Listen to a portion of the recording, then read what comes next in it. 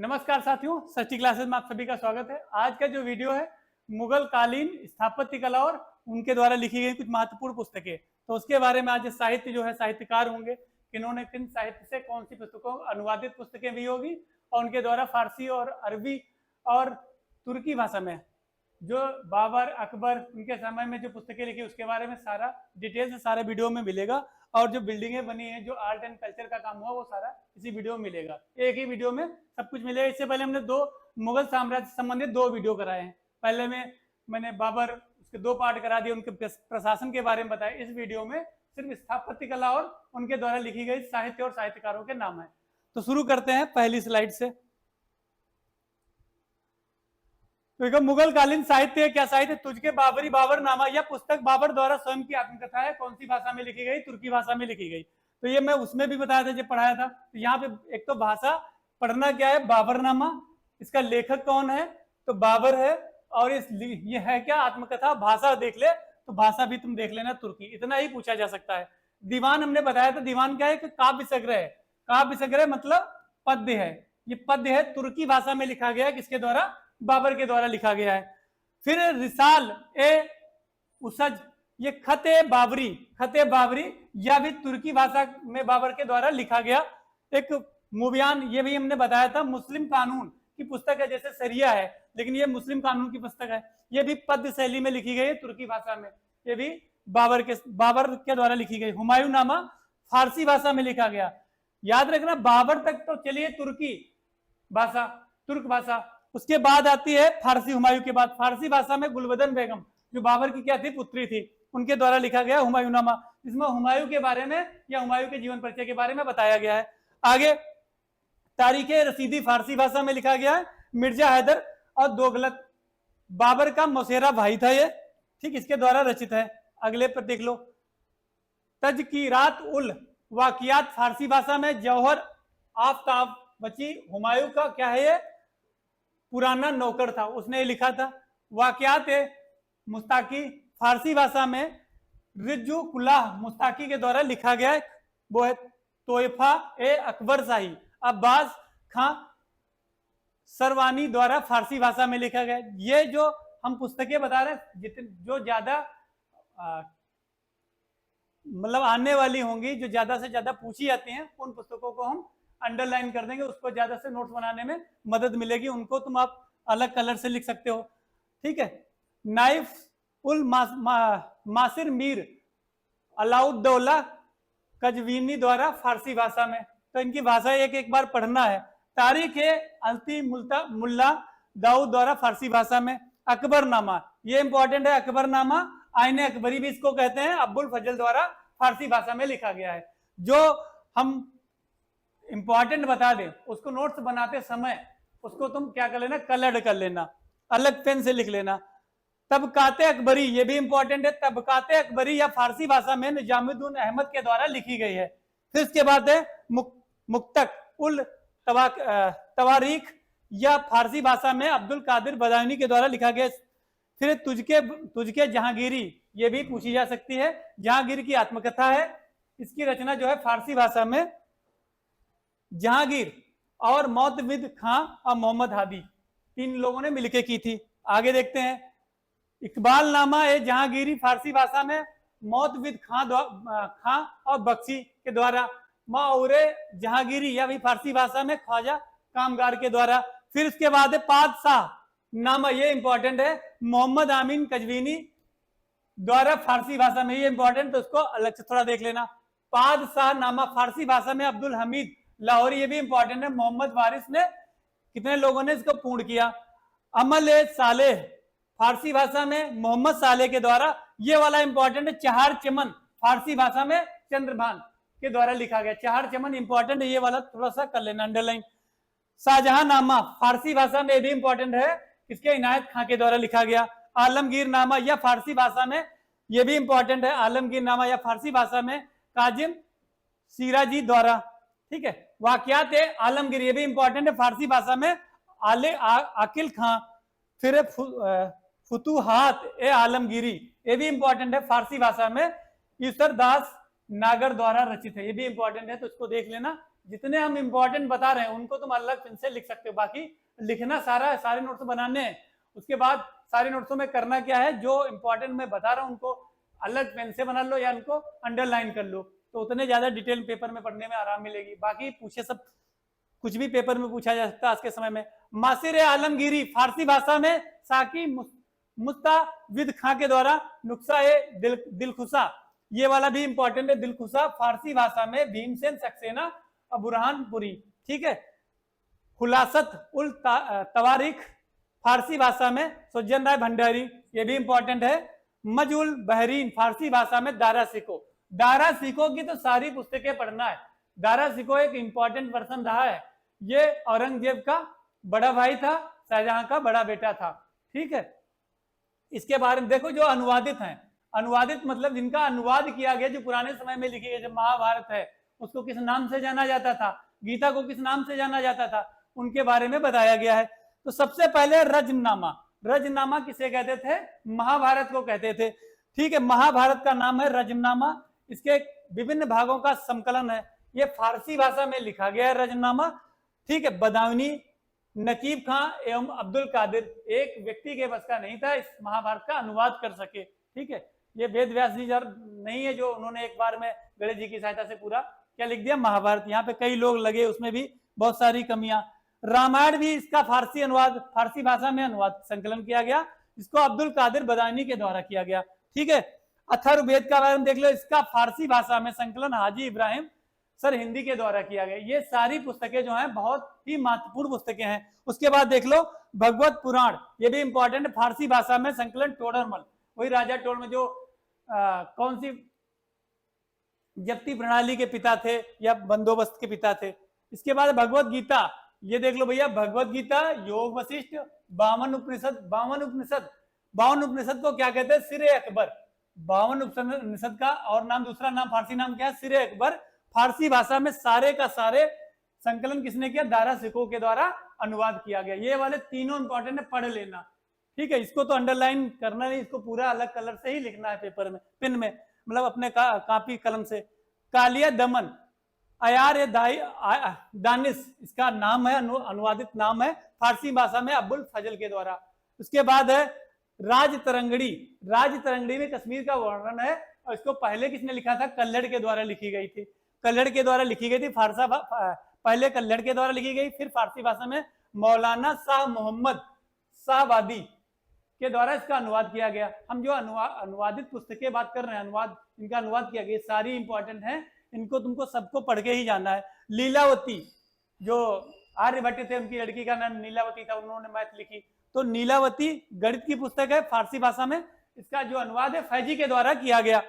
फिर है बाबरनामा, बाबरनामा जो तुर्की भाषा में लिखा था, उसको फारसी भाषा में अब्दुल रहीम खान खाना के द्वारा एवं पायदा खान द्वारा लिखा गया। इसके बाद तजक या तुजुक ज्योतिषी ग्रंथ है, तजक या तुजुक या ज्योतिषी ग्रंथ है, जो ज्योतिषी ग्रंथ हमारा हिंदू ग्रंथ था उसका नाम है तजक या तुजुक।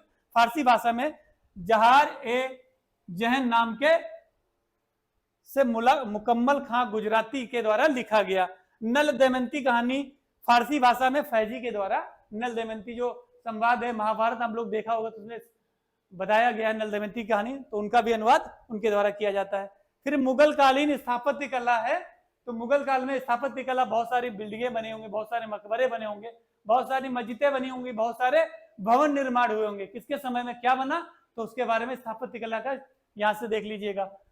तो मुगल कालीन स्थापत्य कला मध्य एशिया से इस्लामी और भारतीय कला का मिश्रित रूप है, जिसमें फारस, मध्य एशिया, तुर्की, गुजरात, बंगाल एवं जौनपुर आदि स्थानों की परंपराओं का अद्भुत मिश्रण मिलता है। इतनी जगहों का मिश्रण करके ये जो इस्लामी परंपरा से लेके ये मुगल कालीन स्थापत्य कला का क्या हुआ, विकास हुआ। इसमें देख लो क्या क्या है। मुगल कालीन स्थापत्य कला की मुख्य विशेषता भैया क्या थी, संगमरमर के पत्थरों पर हीरे जवाहरात से की गई जड़ावट, इसको क्या कहते हैं, जड़ावट को क्या कहते हैं, पित्रादुरा। पित्रादुरा तुमने सुना होगा, जहांगीर के समय में बहुत ज्यादा विख्यात हुई। एवं महलों तथा विलास भवनों में बहते पानी का उपयोग किया गया था। अब देख लो भैया बाबर के समय की, बाबर के समय की स्थापत्य कला क्या है। तो मुगल कालीन स्थापत्य कला की शुरुआत बाबर के समय में होती है। उसने पानीपत के निकट, जब वो जीत जाता है पानीपत वाला प्रथम युद्ध 1526 को, बाग में एक मस्जिद, ठीक है, कब बनवाता है? बाग में एक मस्जिद 1529 में बनवाई थी। कहां पे? सबसे पहले पानीपत में इसके द्वारा एक मस्जिद बनवाई गई।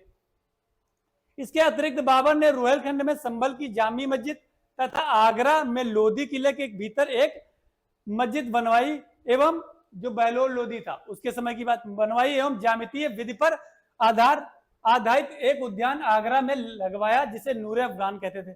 हमने जब बाबर पढ़ाया था उसमें बताया था नूरे अफगान के द्वारा एक लगवाया गया आगरा में एक बाग था। फिर इसके बाद भैया देख लो हुमायूं के समय के स्थापत्य कला क्या है। हुमायूं ने 1533 में दिल्ली में दीन पनाह विश्व का शरण स्थल नामक एक नगर का निर्माण करवाया जो आज पुराने किले के नाम से विख्यात है। इसी के अंदर बनवाता है वो कुलाय कोहना की मस्जिद बनवाता है। क्या नाम था उसका? शेरशाह सूरी के द्वारा, वही है आज पुराने किला के विख्यात है। अतिरिक्त हुमायूं ने हिसार जिले में फतेहा नामक बाद स्थान पर एक फारसी शैली में क्या बना? एक मस्जिद का निर्माण किया। फतेहाबाद आज कहाँ है? हरियाणा में। आगे देख लो शेरशाह सूरी के बारे में देख लो, स्थापत्य कला, इन्होंने क्या क्या स्थापत्य कला इनकी स्थापत्य कला रही है तो इनके बारे में थोड़ा देख लो। शेरशाह ने दिल्ली में अधिकार करने के बाद शेरगढ़ या दिल्ली शेरशाही नामक नए नगर की नींव डाली। इसके द्वारा एक नया नगर बनाया गया। इसके अवशेषों के रूप में अब लाल दरवाजा और खूनी दरवाजा ही देखने को मिलते। पूछेगा लाल दरवाजे का बनवाने वाला शासक कौन था तो बताना शेरशाह सूरी, और खूनी दरवाजा इसी के समय में बने थे, वो दोनों के दोनों दिल्ली में।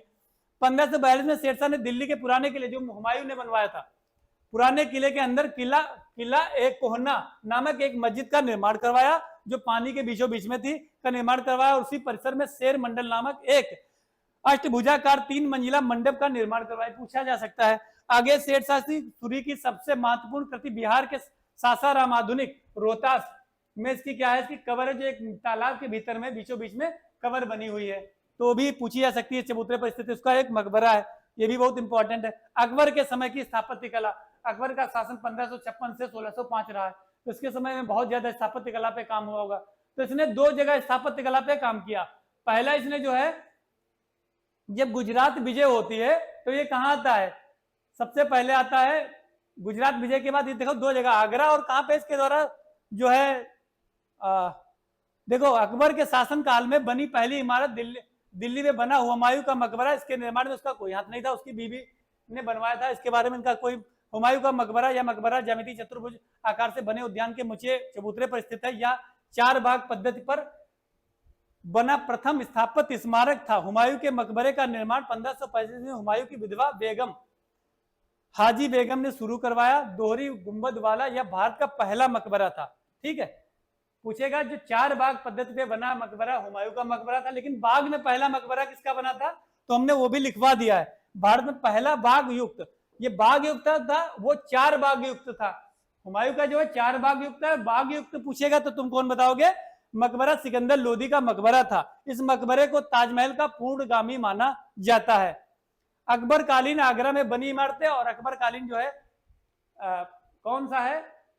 फतेहपुर सीकरी। अकबर के द्वारा 2 ही जगह ज्यादा कार्य कराए गए। जब ये गुजरात विजय होती है तो ये फतेहपुर सीकरी को अपनी राजधानी बनाता, वहीं पे निर्माण करवाता कुछ, और कुछ आके ये आगरा में का। तो इसके द्वारा 2 जगह निर्माण कराए गए, एक फतेहपुर सीकरी, दूसरा है आगरा। तो आगरा में इसके द्वारा देख लो अकबर कालीन आगरा में बनी इमारतों में बहुत थोड़ी बची हुई, जिनमें अकबरी महल और जहांगीरी महल प्रमुख है।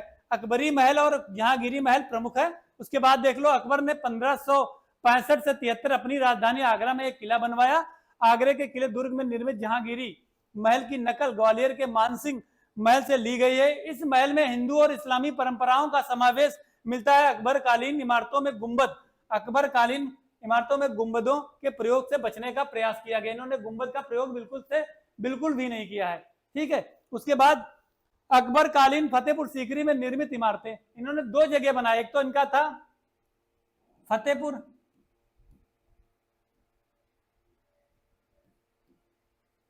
सीकरी और दूसरा का आगरा। इन्होंने 2 जगह निर्माण कराया है। ठीक, आगरा, इनके द्वारा 2 ही निर्माण हुए हैं। ठीक है, एक है धार्मिक, एक है राजनीतिक, तो 2 प्रकार के निर्माण। तो आगे देखो फतेहपुर सीकरी देख लो। अकबर ने 1570-71 में फतेहपुर सीकरी को अपनी राजधानी बनाया। आगरा से फिर फतेहपुर सीकरी अपनी राजधानी ले जाता है। वहां पर अनेक भवनों का निर्माण करवाया जिन्हें 2 श्रेणियों में विभाजित किया जाता है। एक होता है धार्मिक और दूसरा है धार्मिक। फतेहपुर सीकरी के भवनों की मुख्य विशेषता थी चापाकार एवं धार्मिक शैलियों का समन्वय। दीवाने आम, दीवाने खास, लौकिक, हाँ 2 थी, एक थी धार्मिक, दूसरी थी लौकिक। तो 2 प्रकार की किसने बिल्डिंगें बनाई थी, लौकिक और धार्मिक। तो धार्मिक कौन सी है ये देख लो, दीवाने आम, दीवाने खास लौकिक प्रयोग के लिए बनाए गए थे।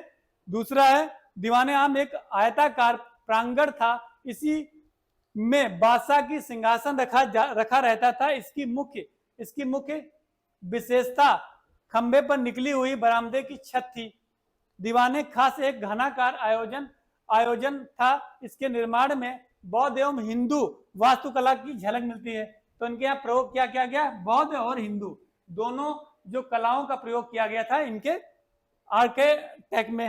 रानी जोधाबाई सुना होगा, जोधा अकबर, जो तुम लोग एक सीरियल देखते हो, जोधाबाई का महल फतेहपुर सीकरी का सबसे बड़ा महल था। इस पर उत्कीर्ण अलंकारों की प्रेरणा दक्षिण के मंदिरों की वास्तुकला से ली गई। जो दक्षिण के मंदिर है कौन सी शैली है, तो द्राविड़ शैली से संबंधित ली गई थी, पर इस पर गुजराती शैली का व्यापक प्रभाव दिखाई देता है। यह फतेहपुर सीकरी का सर्वोत्तम महल है। आगे देखते हैं पंचमहल या हवा महल। यह पिरामिड के आकार का 5 मंजिला महल था। यह नालंदा के बौद्ध विहारों की प्रेरणा पर आधारित था। जामा मस्जिद फतेहपुर सीकरी की सबसे प्रभावशाली प्रभाव उत्पादक इमारत थी, इनके द्वारा बनवाई गई थी। इसे फतेहपुर सीकरी का गौरव कहा जाता था। संगमरमर से निर्मित इस मस्जिद को फर्ग्यूसन ने पत्थर से रूमानी कथा के रूप में प्रशस्ति किया है। गुजरात विजय की स्मृति में अकबर ने इस मस्जिद का जामा मस्जिद के दक्षिणी द्वार पर 134 फीट ऊंचा, ये भी पूछ सकता है, 134 फीट ऊंचा बुलंद दरवाजा कहाँ है, फतेहपुर सीकरी में बनवाया। ये गुजरात विजय के तत्पश्चात, जिसके निर्माण में लाल बलुआ पत्थर, देखो पूछता क्या है, अब ये फतेहपुर सीकरी का जो पूछेगा, जो बुलंद दरवाजा किस धातु से बना, जैसे कुछ संगमरमर से बना, तो ये धातु संगमरमर याद रखना, किसका संगमरमर निर्माण हुआ, किसमें लाल बलुआ पत्थर का इस्तेमाल हुआ, तो यहाँ पे लाल बलुआ पत्थर का इस्तेमाल हुआ और अर्ध गुंबदीय शैली में बना। तो ये चीज यहाँ पे ये नहीं कि सब छोड़ दो, पढ़ना सारा कुछ है। तो क्या क्या पढ़ना है, जैसे कौन से उसमें वस्तु का निर्माण हुआ, किस शैली में निर्माण हुआ है और कौन कौन सी वहां शैलियों का वर्णन किया गया है। ठीक है, तो वो क्या क्या प्रयोग किया गया, तो उसके बारे में आपको पढ़ना है। फिर 1585 में अकबर ने फतेहपुर सीकरी के स्थान पर लाहौर में निवास करने लगा और वहां पर उसने लाहौर में किले का निर्माण, लाहौर किले जो इसने देखो सबसे पहले आगरा के बाद फतेहपुर सीकरी, फिर 1585 चला गया लाहौर जो आज का पाकिस्तान में है, वहां पे इसने लाहौर किला का निर्माण किया, फिर वहां रहने लगा। ठीक, आगे बढ़ते हैं। अबुल फजल ने अकबर की स्थापत्य कला में प्रशंसा करते हुए कहा है कि उसने आलीशान इमारतों की योजना बनाई तथा अपने मस्तिष्क एवं हृदय की रचना को पत्थर एवं मिट्टी के पोशाक पहनाई। ये किसने कहा है, अबुल फजल ने कहा है, अकबर की प्रशंसा करते हुए। ये पूछ सकता है किसने कहा था, ये पेपर में क्वेश्चन में रख देगा किसके द्वारा कहा गया, फैजी होंगे, अबुल फजल होंगे, कई कवियों को रखा जा सकता है। ठीक है, फिर जहांगीर के समय की स्थापत्य कला, तो जहांगीर का जो है स्थापत्य कला में बहुत ज्यादा योगदान रहा नहीं, इसका योगदान जो चित्रकला में है, तो तब भी कुछ ना कुछ तो निर्माण हुआ ही होगा इसके समय में। तो देख लो, जहांगीर ने वास्तुकला की अपेक्षा चित्रकला को अधिक महत्व दिया, इसके फलस्वरूप उसके समय में बहुत ही कम इमारतों का निर्माण हुआ। आगरा के पास सिकंदरा में स्थित अकबर का मकबरा, जिसके निर्माण की योजना अकबर ने बनाई थी, किंतु निर्माण जहांगीर ने 1613 ईस्वी में करवाया था। इस 5 मंजिला पिरामिड के आकार की मकबरे की सबसे ऊंची मंजिला पूर्णतः संगमरमर की है। ये याद रखना, जो इसका सबसे ऊपरी तल है वो किस धातु या किस वस्तु से बना हुआ है, तो पूर्णतः संगमरमर से बना हुआ है। बाकी पत्थरों से बना हुआ है, लाल बलुआ पत्थर, तो बहुत सारी सामग्री यूज हुई है। कब बना है, कहाँ पे है, तो ये भी याद रखना। अकबर का मकबरा है कहाँ पे, तो सिकंदरा में है। ठीक है, इस मकबरे में उल्लेखनीय विशेषता इसका गुंबद जो है, ये गुंबद विहीन होना तथा ये गुंबद, इसमें गुंबद नहीं है, बलुआ पत्थर से बना मकबरे का दरवाजा एवं संगमरमर की बनी 4 सुंदर मीनारें जो इसके पूर्व देखने को नहीं मिलती हैं। यह पूरा मकबरा एक सुव्यवस्थित उद्यान के बीच विशाल चबूतरे पर स्थित है। तो क्योंकि मैं बता ही चुका हूँ, अकबर जो गुंबद से ज्यादा गुंबद परंपरा से बचता था, तो इसके यहाँ इसकी जो मजार है, जो भी समझो, उसमें गुंबद नहीं है। जहांगीर के समय की सबसे उल्लेखनीय इमारत आगरा में बना। अब ये जहांगीर के समय की सबसे उल्लेखनीय इमारत क्या है, आगरा में बना एतमाउद्दौला का मकबरा, ये भी इंपॉर्टेंट है। ये चिश्ती संप्रदाय से क्या थे, गुरु महाराज थे जो उनके मुस्लिमों में होते हैं। या चतुर्भुजाकार मकबरा बेदाग सफेद संगमरमर, याद रखना इसका पूछेगा किस मकराना कौन से पत्थर का यूज हुआ, तो सफेद संगमरमर से बना पहला मकबरा जिसमें बड़े पैमाने पर संगमरमर का प्रयोग किया गया, तथा अलंकरण के लिए इस्लामिक भवनों में पहली बार पित्रादुरा, याद रखना हमने बताया था पित्रादुरा का सबसे पहले उपयोग किसने किया है, जहांगीर ने, जिसमें पत्थर में हीरे जेवरात को जड़ा जाता था। ठीक है, फूलों वाली आकृतियों में कीमती पत्थरों एवं बहुमूल्य रत्नों की सजावट या जड़ावट का प्रयोग किया, जिसमें हीरे जड़े जाते थे, बहुत सारे धातुएं जड़ी जाती थी। यद्यपि इस प्रणाली की पित्रादुरा का प्रयोग सबसे पूर्व ही जयदेवपुर राजस्थान के गोल मंडल में 1600 ईस्वी में किया गया जा चुका था। मतलब ये नहीं कि इसका जनक जो जहांगीर है, लेकिन सबसे ज्यादा प्रयोग जो जहांगीर ने किया, लेकिन इससे पहले 1600 ईस्वी में कौन, जयपुर के जो राजा, उदयपुर के जो राजा थे राजस्थान, उनके द्वारा प्रयोग किया जा चुका था। लेकिन जो है सबसे ज्यादा व्यापक रूप से किसने किया, तो जहांगीर के द्वारा किया गया है।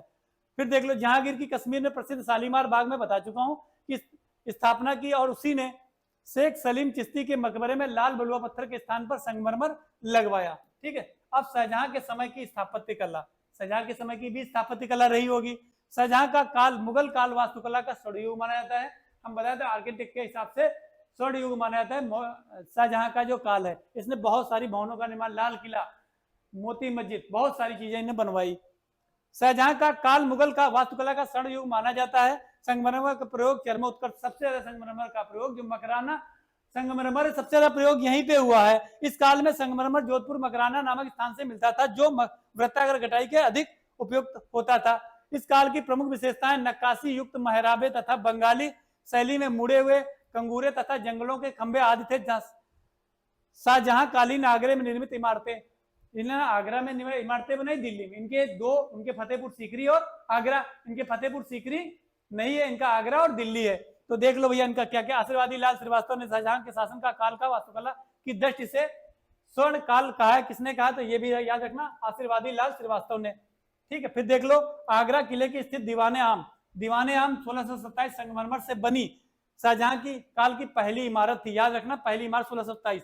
दीवाने खास 1637 तथा मोती मस्जिद 1654 संगमरमर से निर्मित अन्य प्रसिद्ध इमारतें थी। शीश महल है, इनका खास महल है, आगरा के किले में बने नगीना मस्जिद है, मुहम्मद बुर्ज है, पत्थरों से निर्मित अन्य प्रमुख बिल्डिंगें हैं। तो याद रखना, इसमें सबसे ज्यादा काहे का इस्तेमाल किया है, संगमरमर का। तो इनकी जो बिल्डिंग है अधिकतर संगमरमर से ही बनी है। मकराना मोती मस्जिद अपनी पवित्रता के लिए प्रसिद्ध थी। यह आगरा की सभी इमारतों में सबसे सुंदर और आकर्षक और यह शुद्ध सफेद संगमरमर से निर्मित है। शाहजहां के काल की एक अन्य इमारत आगरे की जामी मस्जिद थी, जिसे मस्जिद जहांनामा कहा जाता है। इसे शाहजहां की बड़ी पुत्री जो जहांआरा के द्वारा बनवाया गया था, इसीलिए इनकी बड़ी पुत्री का नाम जहांआरा था, बनवाया था। दिल्ली की इमारतें, तो 1638 में शाहजहां ने दिल्ली में यमुना नदी के किनारे अपनी नई राजधानी शाहजहानाबाद जो दिल्ली है का निर्माण प्रारंभ किया और 1648 ईस्वी में जाकर पूरा हुआ। इसी समय मुगल राजधानी दिल्ली स्थानांतरित हुई। शाहजहां ने अपनी नवीन राजधानी दिल्ली शाहजहानाबाद एक चतुर्भुज आकार का एक किला बनवाया, जो लाल बलुआ पत्थर से निर्मित होने के कारण इसका लाल किला नाम पड़ा। तो लाल किला जो है लाल बलुआ पत्थर से बना, ये भी याद रखना। जो दिल्ली में इन्होंने जो भी कार्य करवाए वो इनके सब लाल बलुआ पत्थर से थे। जो आगरा में कराए वहां पे सब संगमरमर का प्रयोग हुआ था। आगे बढ़ते हैं। 1 करोड़ की लागत से बनने वाला लाल किला हमीद अहमद नामक शिल्पकार की देखरेख में, कितना इसमें लागत आई थी, 1 करोड़ आया था। किसने बनाया था, किला हमीद अहमद नामक जो है वहां पे चित्रकार शिल्पकार था, जिसने देखरेख में संपन्न हुआ। इस किले के पश्चिमी द्वार का नाम पता है तुमको, लाहौरी दरवाजा कहते हैं, और दक्षिणी द्वार को दिल्ली दरवाजा कहते हैं। दिल्ली के किले में निर्मित दीवाने आम की विशेषता थी इसके पीछे की दीवार में बना एक कोष्ठ, जहां विश्व प्रसिद्ध तख्ते ताउस जो उनका तख्त था, जो उनका सिंहासन था, मयूर सिंहासन था, वो रखा जाता था। कोष्ठ में बने कुछ चित्रों पर यूरोपीय शिल्प कला का प्रभाव दिखता है। इसके अतिरिक्त दीवाने आम में स्थित संग महल का जाली में न्याय का तराजू में भी यूरोपीय प्रभाव दिखाई देता है। कोष्ठ में बने कुछ चित्रों का विषय फ्लोरेंस नाइटिंगेल से संबंधित है। दीवाने खास, दिल्ली की लाल किले में स्थित दीवाने खास की एक विशेषता इसके अंदर की छत चांदी की है। दीवाने खास की जो पूछेगा छत जो है दीवाने आम और दीवाने खास की जो छत है वो चांदी की है। आगे बढ़ते हैं। शाहजहां ने दिल्ली की लाल किले के पास जामा मस्जिद ये बनवाई है 1648 ईस्वी में। जो जामा मस्जिद है जो सबसे बड़ी मस्जिद है, निर्माण करवाया इसमें शाहजहानी शैली में फूलदार अलंकरण की मेहराबें बनी है। ताजमहल, ताजमहल शाहजहां कालीन वास्तुकला का सबसे वास्तुकला का उदाहरण है। आगरे में यमुना नदी के तट पर निर्मित उसकी प्रिय पत्नी मुमताज महल का मकबरा ताजमहल जो 22 वर्षों में 9 करोड़ की लागत से तैयार किया गया था। मुख्य स्थापत्यकार जो है उस्ताद किसके द्वारा बना है? उस्ताद अहमद लाहौरी था, जिसे शाहजहां ने नादिर उल असरार की उपाधि प्रदान की थी और इसका प्रधान मिस्त्री या निर्माता कौन था? उस्ताद ईसा था।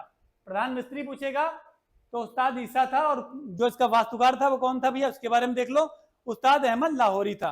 अब आगे देख लो। हावेल ने इसे भारतीय नारीत्व की साकार प्रतिमा कहा है। उसने कहा है कि यह एक ऐसा महान विचार है जो स्थापत्य कला में नहीं बल्कि मूर्ति कला से भी संबंधित है। ताजमहल में फारसी एवं भारतीय शैली का अद्भुत सम्मेलन मिलता है। इसी कारण स्मिथ महोदय ने इसे यूरोपीय एवं एशियाई प्रतिभा के सम्मिश्रण की उपज बताया। यह मकबरा दिल्ली में स्थित हुमायूं के मकबरे से प्रेरित था। ठीक है, अब लास्ट देख लो। औरंगजेब के समय में स्थापत्य कला, तो औरंगजेब ने बहुत ज्यादा काम स्थापत्य पे काम किया नहीं है। इसने केवल अपने साम्राज्य का विस्तार करने में और मंदिरों को तोड़ने में ही समय वेस्ट किया है, खराब किया है। तो देख लो, औरंगजेब के ललित कलाओं से कोई भी रुचि नहीं थी, फिर भी उसके काल में कुछ तो काम हुआ ही होगा। तो औरंगजेब के कालीन प्रमुख इमारतें दिल्ली के लाल किले में स्थित मोती मस्जिद उसने बनवाया। दिल्ली का जो लाल किला है वहां पे उसने मोती मस्जिद का निर्माण करवाया, पूर्ण संगमरमर से बनी थी। याद रखना, लाल किले में जो मस्जिद है, क्योंकि लाल किला लाल बलुआ पत्थर से बना था, वहां की जो मोती मस्जिद है वो पूर्ण संगमरमर से बनी थी। लाहौर की बादशाही मस्जिद जो है तथा राबिया बीबी का मकबरा, जो बीबी का मकबरा दक्षिण में बना, वो इसके द्वारा औरंगजेब ने अपनी पत्नी राबिया दुर्रानी की याद में 1678 ईस्वी में औरंगाबाद में एक मकबरा है जो बीबी का मकबरा नाम से प्रसिद्ध है। इसे क्या कहते हैं? दक्षिण का ताजमहल कहा जाता है। तो जो आर्ट एंड कल्चर था वो भारतीय जो मुगल कालीन वास्तुकला थी वो इतना ही वीडियो है। तो इस पूरे वीडियो को पूरे लास्ट तक जरूर वॉच करें। और एक चीज है, ये आप जो आपको ये लेना है, इसकी पीडीएफ लेनी, तो हमारे टेलीग्राम ग्रुप से जुड़ सकते हैं। वहां पे आपको टेलीग्राम भी मिल जाए, पीडीएफ फ्री ऑफ कास्ट मिलेगी। दूसरी चीज, जैसे कि हमने आधुनिक भारत से पहले पूरा पढ़ा है, उसकी भी पीडीएफ तुमको टेलीग्राम ग्रुप से हमारे मिल जाएंगी। और इससे पहले हम मध्यकालीन भारत की क्लासेस चला रहे हैं, उसकी भी सारी वीडियो आपको मिलेंगी, वीडियो भी मिलेंगी आपको, पीडीएफ भी मिलेंगी। तो भैया एक आप लोगों से एक रिक्वेस्ट है, हमारे यदि चैनल को आप देख रहे हैं, यदि नए तो सब्सक्राइब जरूर करें, यदि परमानेंट व्यूअर तो लोगों में शेयर ज्यादा से ज्यादा शेयर करें और लाइक जरूर करें। और कुछ कमियां रह गई तो उसके लिए कमेंट जरूर करें, क्योंकि कमेंट करने से ही पता चलेगा हमारे में क्या सुधार करना है, क्या हमारे कंटेंट में कमी है। तो उसके लिए आप कमेंट जरूर करें। तो सभी को जय हिंद, थैंक यू।